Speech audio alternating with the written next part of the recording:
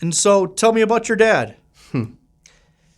Yeah, my dad. If I had one word to describe him that he would like is probably provider.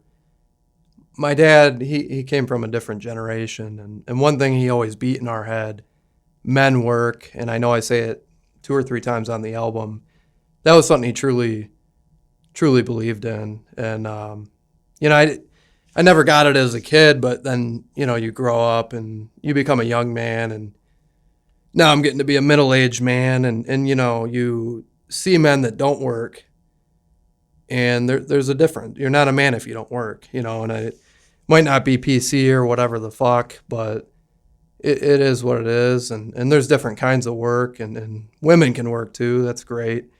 But, we had a lot of people in my family didn't work, and my dad, he shielded us from those people, or they weren't good fathers, or they abused alcohol or drugs, or they were weird.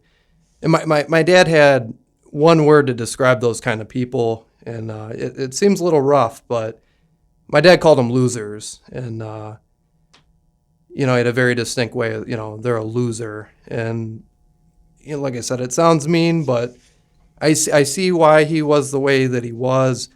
He kept a tight watch, a tight leash on us, and we ended up pretty good kids. And all this, he made sacrifices. He took out loans. He worked a lot of doubles so that we could go to Catholic school. And the alternative where I'm from, Monroe, was the public schools there. I went in the military later, obviously, and we have what's the ASVAB score, but it's 1 through 100, percentile. And a lot of, the Catholic school in the 70s, 80s, 90 percentile, to put it in perspective for whatever those kind of tests are worth. A lot of the public schools, they would score single digits, which is basically if you pick C for every answer, they actually did worse, probability-wise than that. So my dad's sacrifice paid off. We ended up fairly intelligent young people, but it took a toll. My dad, he worked at the steel mill. He was a blue-collar guy. He eventually became the head of safety, and unfortunately, he worked what's called a double, and that put a lot of stress on him and his mind. And our relationship wasn't, it's easy to glorify somebody after they pass away, but, we had a rocky, probably tense relationship till I was 18. My sister felt a lot of the brunt, then she moved out, and then it was kind of eyes on. I was the oldest at that point in the house, and, he came from that era. You can see in the album, it was fist fighting and aggressive, and, he had that alpha aggressive personality. I was kind of an introvert, but I didn't take shit either. So we had a tense relationship till about 18, and, finally I think there was a lack of understanding between the two. I understand him more as I get older, and I'm becoming a dad, and I understand hard work, and, if I had to work, 12 or 16 hours, how that affects you as a person and your relationships. But anyways, yeah, it all came to a head. I was 18, and we finally got into it. And, I had dreams, and I to this day still have dreams of us, confronting each other physically. I mean, that's how, I guess, that was probably the not great part of that relationship. But we went at it, and I won't go too much into that, but he ended up in a headlock under me at 18, and, we kind of broke it up. We didn't talk for 4 days. My mom and dad divorced for a short period of time and got back together later. But, I stayed with my ma.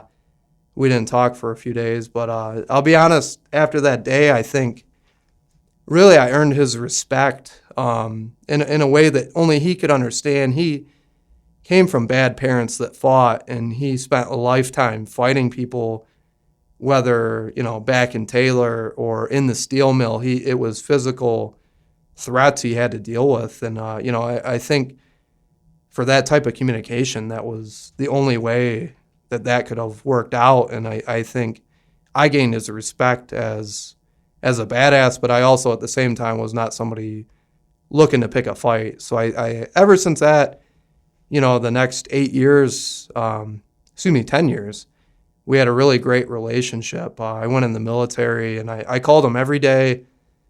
I felt bad. I called him a little bit more than my mom, but it ended up working out because he passed early. I was 28 when he passed, so we really had a good relationship from 18 to 28, and I'm really grateful for that. Obviously, you want, it's your father, you want many, many more years, but not everybody has a dad, and excuse me, I'm really thankful for that. And yeah, he was like my best friend.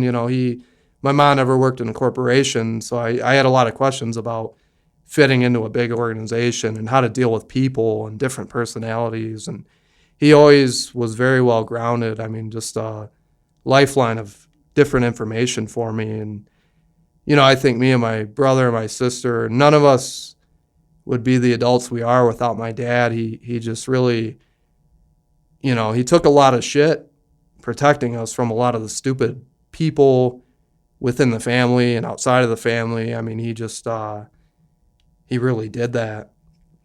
But I think, what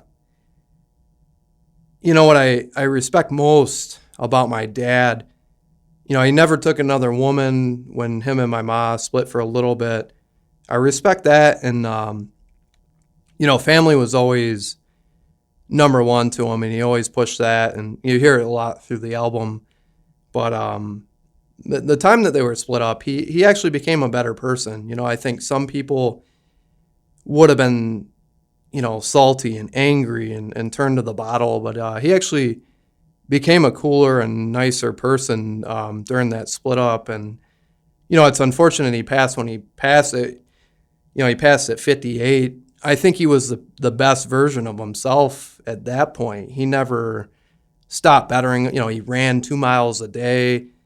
And he recognized, I think, that, there were some parts of him that weren't perfect. And, he worked hard to become a better person. I think I respect that the most out of, him being a provider and everything else. But, at that age, a lot of people are set by 30 how they're going to be. But he never stopped improving, and he really wanted to be a better person for his family, his grandkids and everything. And I think that's what I remember most.